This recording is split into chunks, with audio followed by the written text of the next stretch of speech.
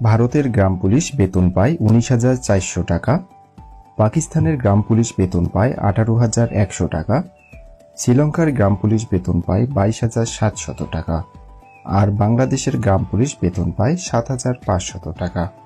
মজার বিষয় হল ভারত, পাকিস্তান, শ্রীলঙ্কা, বাংলাদেশ সহ সব গ্রাম পুলিশ গঠন করে ব্রিটিশ সরকার। সেই ব্রিটিশ আমল থেকে গ্রামের নিরাপত্তা দিয়ে আসছে গ্রাম পুলিশ।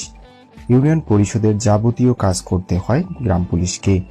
সেই সাথে মাঝে মাঝে উপজেলা পরিষদেও কাজ করতে হয়। জন্ম ও মৃত্যু নিবন্ধন শনাক্তের জন্য গ্রামের সকল বাড়িতে যেতে হয় গ্রাম পুলিশকে। গ্রামে বাল্যবিবাহ প্রতিরোধ ভূমিকা পালন করতে হয় গ্রাম পুলিশকে। প্রতি বছর ইউনিয়ন পরিষদের ট্যাক্স উঠানোর জন্য গ্রামের প্রত্যেক বাড়িতে বাড়িতে যেতে হয় গ্রাম পুলিশকে।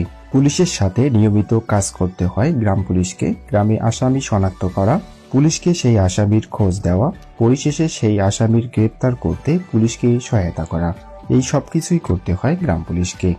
নির্বাচনে প্রত্যেকটি কেন্দ্রে নিরাপত্তার দায়িত্ব পালন করতে হয় গ্রাম পুলিশকে। পূজার সময় প্রত্যেকটি পূজা মণ্ডপে নিরাপত্তার দায়িত্ব পালন করতে হয় গ্রাম পুলিশকে। মাঝে মাঝে রাস্তার নিরাপত্তার জন্য ট্রাফিক পুলিশের দায়িত্ব পালন করতে হয় গ্রাম পুলিশকে। এত দায়িত্ব পালন করার পরও গ্রাম পুলিশের বেতন মাত্র ৭,৫০০ টাকা, ভাবা যায়?